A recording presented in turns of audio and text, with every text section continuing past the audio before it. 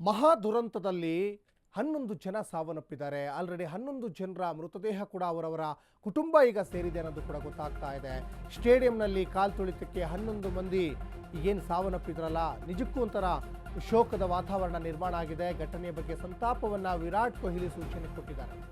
ದುರದೃಷ್ಟಕರ ಘಟನೆಯಿಂದ ತೀವ್ರವಾಗಿ ದುಃಖಿತನಾಗಿದ್ದೇನೆ ಅಂತ ವಿರಾಟ್ ಕೊಹ್ಲಿ ಸಂತಾಪವನ್ನು ಸೂಚಿಸಿದ್ದಾರೆ.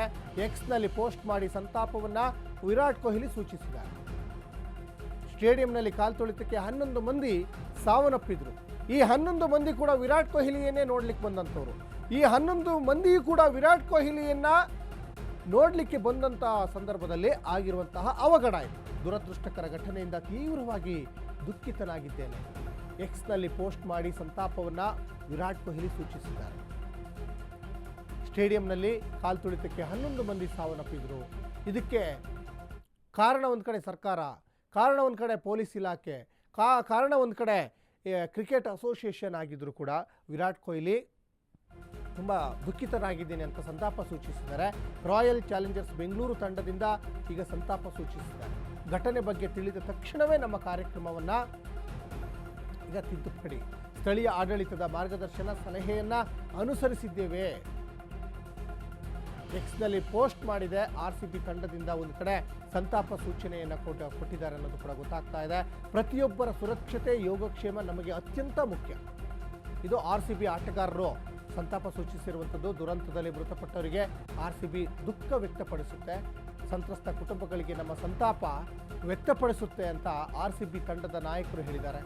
ರಾಯಲ್ ಚಾಲೆಂಜರ್ಸ್ ಬೆಂಗಳೂರು ತಂಡದಿಂದ ಈಗ ಸಂತಾಪ ಸೂಚಿಸಿದ್ದಾರೆ ಅನ್ನೋದು ಕೂಡ ಗೊತ್ತಾಗ್ತದೆ. ವಿರಾಟ್ ಕೊಹ್ಲಿ ಸೇರಿದಂತೆ ಅನೇಕ ಆಟಗಾರರನ್ನು ನೇರವಾಗಿ ನೋಡಬೇಕು, ಅವರಿಗೆ ವಿಶ್ ಮಾಡಬೇಕು. ವಿರಾಟ್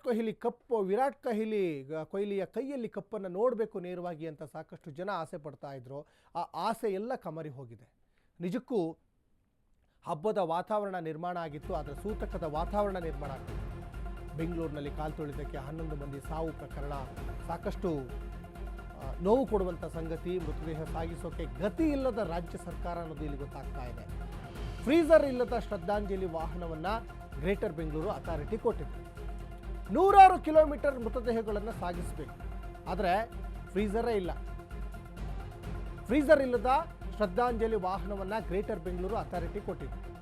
ಇನ್ನೇನಕ್ಕೆ ಈ ಸರ್ಕಾರ ಹಾಗಾದರೆ? ಕಾಂಗ್ರೆಸ್ ಸರ್ಕಾರದ ವಿರುದ್ಧ ಪೋಷಕರು ಆಕ್ರೋಶವನ್ನು ವ್ಯಕ್ತಪಡಿಸ್ತಾ ಇದ್ದಾರೆ. ಪೋಷಕರ ಆಕ್ರೋಶದ ಬಳಿಕ ವಾಹನವನ್ನು ಬದಲಾವಣೆಯನ್ನು ಮಾಡಿದ್ದಾರೆ. ಶ್ರದ್ಧಾಂಜಲಿ ವೆಹಿಕಲ್ನಿಂದ ಫ್ರೀಸರ್ ವಾಹನಕ್ಕೆ ಶಿಫ್ಟ್ ಮಾಡಿದೆ. ಮೊದಲು ಕೊಡಲಿಲ್ಲ, ಆಕ್ರೋಶಕ್ಕೆ ಮಣಿದು ಆಮೇಲೆ ಕೊಟ್ಟಿದೆ ಸರ್ಕಾರ. ಇದರಲ್ಲೂ ನೀವೇನು ಪಾಲಿಟಿಕ್ಸ್ ಮಾಡ್ತಾ ಇದ್ದೀರಾ ಏನೋ ಅರ್ಥ ಆಗ್ತಾ ಇಲ್ಲ. ಮೃತದೇಹ ಸಾಗಿಸೋಕೆ ಒಂದು ಕಡೆ ಈ ರಾಜ್ಯ ಸರ್ಕಾರಕ್ಕೆ ಥರ ಏನೋ ಕಾಟಾಚಾರಕ್ಕೆ ಏನೋ ಮೃತದೇಹ ಕೊಡಬೇಕಲ್ಲ, ಏನೋ ವಾಹನ ಕೊಡಬೇಕಲ್ಲ ಅಂತ ಕೊಟ್ಟಂತೆ ಕಾಣಿಸ್ತಾ ಇದೆ. ಅದರಲ್ಲಿ ಫ್ರೀಸರೇ ಇರಲಿಲ್ಲ. ಯಾಕಂದರೆ ಯಾದಗಿರಿ, ಹೆಬ್ರಿ, ಕೋಲಾರ ಅಲ್ಲಿಗೆಲ್ಲ ಹೋಗೋಕ್ಕೆ ಗಂಟೆಗಟ್ಟಲೆ ತಗೊಳುತ್ತೆ ಸಮಯ. ನೀವು ಫ್ರೀಸರ್ ಇಲ್ದಿರೋ ವಾಹನ ಕೊಟ್ಟರೆ ಆ ಮೃತದೇಹ ಕೆಡಲ್ವಾ? ಅಷ್ಟು ಗೊತ್ತಾಗಲ್ವ ನಿಮಗೆ? ಯಾಕಂದರೆ ಈ ನೋವು ನಿಮ್ಮ ಫ್ಯಾಮಿಲಿಯಲ್ಲಿ ಯಾರಿಗೂ ಆಗಿಲ್ಲ. ಆಗಿರೋದೆಲ್ಲ ಪಾಪ ಮಧ್ಯಮ ಕುಟುಂಬದವರು, ಬಡವರು, ಅವರಿಗಾಗಿರುವಂಥದ್ದಲ್ಲ. ಯಾಕಂದರೆ ನೋಡಿಲಿ, ಅನೇಕ ಸೆಲೆಬ್ರಿಟಿಗಳು ಸೆಲ್ಫಿ ತಕ್ಕೊಂಡಿದ್ದಾರೆ ವಿರಾಟ್ ಕೊಹ್ಲಿ ಜೊತೆ. ಅವರಿಗೆಲ್ಲ ಅವಕಾಶ ಇದೆ.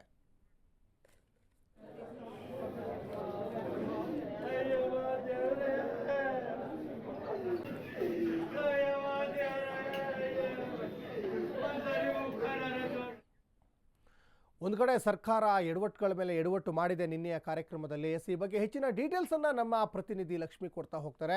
ಲಕ್ಷ್ಮಿ, ರಾಜ್ಯದ ನಾನಾ ಭಾಗಗಳಿಂದ ಸೆಲೆಬ್ರೇಷನ್ ಮಾಡಲಿಕ್ಕೆ ನಿನ್ನೆ ಬಂದಿದ್ದು. ಅದರಲ್ಲಿ 11 ಜನ ಇವತ್ತೇನು ಜೀವ ಬಿಟ್ಟಿದ್ದಾರೆ. ಅದರಲ್ಲಿ ಕೋಲಾರದವರಿದ್ದಾರೆ, ಹೆಬ್ರಿಯವರಿದ್ದಾರೆ, ಯಾದಗಿರಿಯವರಿದ್ದಾರೆ. ಆದರೆ ಸರ್ಕಾರ ಇವರಿಗೆ ಸರಿಯಾದಂತಹ ಒಂದು ಫ್ರೀಸರ್ ವಾಹನ ಕೊಟ್ಟಿಲ್ಲ ಗ್ರೇಟರ್ ಬೆಂಗಳೂರು ಅಥಾರಿಟಿಯವರು ಅನ್ನೋದು ಕೂಡ ಗೊತ್ತಾಗ್ತಾ ಇದೆ. ಸರ್ಕಾರ ಇನ್ನೇನಕ್ಕೆ ಬೇಕು ಹಾಗಾದರೆ? ಪೋಷಕರ ಒಂದು ಆಕ್ರಂದನದ ನಂತರ ಆಮೇಲೆ ಕೊಟ್ಟಿದೆ ಅಂದರೆ ಸರ್ಕಾರ ನಿಜಕ್ಕೂ ಇದು ಬದುಕಿದೆಯಾ ಅಥವಾ ಸತ್ತಿದೆಯಾ ಅಂತ ಪ್ರಶ್ನೆ ಮೂಡುತ್ತಲ್ವ ಲಕ್ಷ್ಮಿ?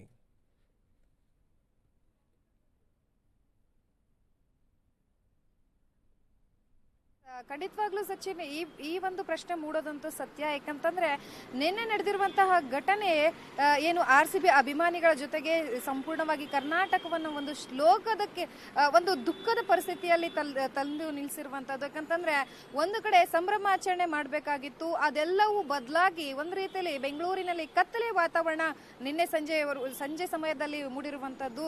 ಇದೆಲ್ಲವನ್ನ ಗಮನಿಸ್ತಾ ಹೋದ ಹಾಗೆ ಇದೆಲ್ಲಕ್ಕೂ ಕಾರಣ ನೇರವಾಗಿ ಸರ್ಕಾರ ಹೊರೆ ಆಗುತ್ತೆ ಅನ್ನುವಂಥದ್ದು. ಯಾಕಂತಂದ್ರೆ ಕೇವಲ ಒಂದಲ್ಲ 11 ಪ್ರಾಣಗಳ ಹಾನಿ ಆಗಿರುವಂತಹದ್ದು, 11 ಜೀವಗಳು ಬಲಿಯಾಗಿರುವಂತಹದ್ದು. ಯಾವುದೇ ರೀತಿಯಾದಂತಹ ಮುನ್ನೆಚ್ಚರಿಕೆ ಕ್ರಮಗಳನ್ನ ಕೈಗೊಂಡಿರಲಿಲ್ಲ, ಈ ಬಂದೋಬಸ್ತನ್ನ ಮಾಡಿರಲಿಲ್ಲ. ಅಂದ್ರೆ ಅಡ್ವಾನ್ಸ್ ಆಗಿ ಯಾವುದನ್ನು ಪ್ರೀ ಪ್ಲಾನ್ ಮಾಡದೇ ಇರುವಂತದ್ದು ಮೇನ್ ಕಾರಣ ಅಂತ ಹೇಳಿ ಈಗಾಗಲೇ ಸಾಕಷ್ಟು ಜನರು ಟ್ವೀಟ್ ಮೂಲಕ ಆಗಿರ್ಬೋದು, ಅದರ ಜೊತೆಗೆ ವಿರೋಧ ಪಕ್ಷದ ನಾಯಕರು ಸಹ ಒಂದಷ್ಟು ಟ್ವೀಟ್ ಅನ್ನ ಮಾಡಿ ಈಗಾಗಲೇ ರಾಜ್ಯ ಸರ್ಕಾರಕ್ಕೆ ಒಂದು ಮನವಿಯನ್ನ ಸಹ ಮಾಡಿರುವಂತಹದ್ದು. ಸಂಪೂರ್ಣವಾಗಿ ಇದಕ್ಕೆ ನೇರ ಹೊಣೆ ಆಗುವಂತಹದ್ದು ರಾಜ್ಯ ಸರ್ಕಾರ.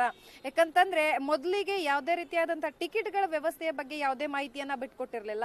ಒಂದು ಕಡೆಗೆ ಏನು ನಾವು ಅಲ್ಲಿಂದ ಇಲ್ಲಿವರೆಗೂ ಜಾಥಾ ಮಾಡ್ತೀವಿ ಅಂತ ಹೇಳಿದ್ರು, ಅದಕ್ಕೂ ಸಹ ಸಂಪೂರ್ಣವಾದಂತಹ ಮಾಹಿತಿಯನ್ನ ಅಂದ್ರೆ ಯಾವುದಕ್ಕೂ ಕ್ಲಾರಿಫಿಕೇಶನ್ ಇರಲಿಲ್ಲ. ಇದೇ ಒಂದು ಮೂಲ ಕಾರಣ ಆಯ್ತು. ಈ ಹಿನ್ನೆಲೆಯಲ್ಲಿ ಸಾಕಷ್ಟು ಅಭಿಮಾನಿಗಳು ಬರ್ತಾರೆ ಅನ್ನುವಂಥದ್ದು ಮುಂಚಿತವಾಗ್ಲೂ ಆಗಾಗಲೇ ರಾಜ್ಯ ಸರ್ಕಾರಕ್ಕೆ ಗೊತ್ತಿತ್ತು. ಆದ್ರೂ ಸಹ ಕ್ರಮಗಳನ್ನ ಕೈಗೊಳ್ಳದೆ ನಿರ್ಲಕ್ಷ್ಯ ವಹಿಸಿರುವುದು ಎಲ್ಲೋ ಇವತ್ತು ಅನ್ಯಾಯವಾಗಿ ಬಲಿಯಾಗಿದ್ದಾವೆ ಅಭಿಮಾನಿಗಳ ಜೀವ ಅನ್ನುವಂಥದ್ದು. ಸೊ ಇದೆಲ್ಲದಕ್ಕೂ ಕಾರಣ ನೇರವಾಗಿ ಏನು ರಾಜ್ಯ ಸರ್ಕಾರ ಆಗುತ್ತೆ ಅಂತ ಹೇಳಿ ಸಾಕಷ್ಟು ಜನರು ಈಗಾಗಲೇ ಹೇಳಿದ್ದಾರೆ. ಇದರ ಜೊತೆಗೆ ಈ ಬೆನ್ನಲ್ಲೇ ಈ ವಿಚಾರವನ್ನ ತಿಳಿದ ತಕ್ಷಣ ಏನು ಈ ಕಾರ್ಯಕ್ರಮವನ್ನ ಅಲ್ಲಿಗೆ ಸ್ಥಗಿತಗೊಳಿಸಿದ್ರು. ಅದಾದ ಬಳಿಕ ಇವತ್ತು ಬೆಳಗ್ಗೆ ವಿರಾಟ್ ಕೊಹ್ಲಿ ಅವರು ಸಹ ಒಂದು ಟ್ವೀಟ್ ಅನ್ನ ಮಾಡಿದ್ದಾರೆ, ಇದಕ್ಕೆ ಸಂತಾಪವನ್ನ ಸೂಚಿಸಿದ್ದಾರೆ. ಸೊ ಯಾವಾಗ ನಮಗೆ ಈ ಸುದ್ದಿ ಬಂತು ಅದಾದ ಬಳಿಕ ನಾವು ಕಾರ್ಯಕ್ರಮವನ್ನು ಅಲ್ಲೇ ಸ್ಥಗಿತ ಮಾಡಿದ್ದೀವಿ ಅನ್ನುವಂಥದ್ದನ್ನ ಸಹ ಈಗಾಗಲೇ ಟ್ವೀಟ್ ನ ಮೂಲಕ ತಿಳಿಸಿರುವಂತದ್ದು. ಸೊ ಆದ್ರೆ ಎಲ್ಲೋ ಒಂದು ಕಡೆ BBMP ಬದಲಾಗಿ ಗ್ರೇಟರ್ ಬೆಂಗಳೂರು ಆದ್ರೂ ಸಹ ಯಾವುದೇ ರೀತಿಯಾದಂತಹ ಕ್ರಮಗಳನ್ನ ನೀಟಾಗಿ ತಗೊಳ್ತಾ ಇಲ್ಲ. ಯಾಕಂತಂದ್ರೆ ಒಂದು ಶವವನ್ನ ಸಾಗಿಸೋದಕ್ಕೂ ಸಹ ಇವ್ರ ಕೈಯಿಂದ ಸರಿಯಾಗಿ ಆಗ್ತಾ ಇಲ್ಲ ಅಂತ ಹೇಳಿ ನಿನ್ನೆ ರಾತ್ರಿ ಆಕ್ರೋಶವನ್ನ ಹಾಕಿದ್ರು. ಮೃತಪಟ್ಟ ದೇಹಗಳನ್ನ ಈಗಾಗಲೇ ಏನು ಶವ ವಾಹನನ ನೀಡಿದ್ರು, ಆದ್ರೆ ಜನರು ಅಂದ್ರೆ ಪೋಷಕರು ವಿರೋಧ ಮಾಡಿದ್ದಕ್ಕೆ ಏನು ಫ್ರೀಸರ್ನ ಕೊಟ್ಟರು ಅನ್ನುವಂಥದ್ದು ಸಹ ಈಗಾಗಲೇ ತಿಳಿದು ಬರ್ತಾ ಇರುವಂತದ್ದು. ಸಂಪೂರ್ಣವಾಗಿ ಇದಕ್ಕೆ ನೇರ ಹೊಣೆ ಸರ್ಕಾರ.